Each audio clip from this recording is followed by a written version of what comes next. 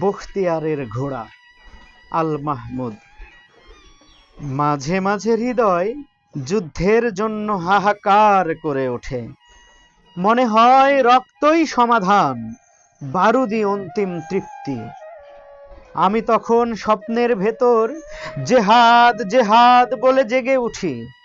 জেগেই দেখি কৈশোর আমাকে ঘিরে ধরেছে, যেন বালিশে মাথা রাখতে চায় না এ বালক, যেন ফুৎকারে উড়িয়ে দেবে মশারি, মাতৃস্তনের পাশে দু চোখ কচলে উঠে দাঁড়াবে এখুনি। বাইরে তার ঘোড়া অস্থির, বাতাসে কেশর কাঁপছে, আর সময়ের গতির ওপর লাফিয়ে উঠছে সে। না, এখনো সে শিশু। মা তাকে ছেলে ভোলানো ছড়া শোনায়, বলে, বালিশে মাথা রাখো তো বেটা, শোনো, বখতিয়ারের ঘোড়া আসছে, আসছে আমাদের 17 সওয়ারি, হাতে নাঙ্গা তলোয়ার। মায়ের ছড়া গানে কৌতূহলী কান পেতে বালিশে, নিজের দিলের শব্দ বালিশের সিনার ভিতর। সে ভাবে সে শুনতে পাচ্ছে ঘোড়দৌড়, বলে, কে মা বখতিয়ার? আমি বখতিয়ারের ঘোড়া দেখব।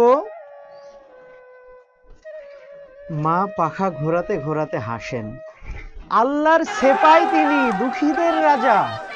যেখানে আজান দিতে ভয় পান মোমেনরা আর মানুষ করে মানুষের পূজা, সেখানেই আসেন তিনি, খিলজিদের সাদা ঘোড়ার সওয়ারি।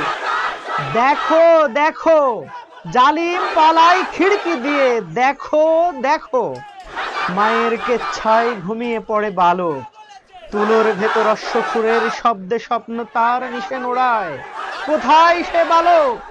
আজ আবার হৃদয়ে কেবল যুদ্ধের দামামা, মনে হয় রক্তেই ফয়সালা, বারুদি বিচারক, আর স্বপ্নের ভেতর জেহাদ জেহাদ বলে জেগে ওঠা।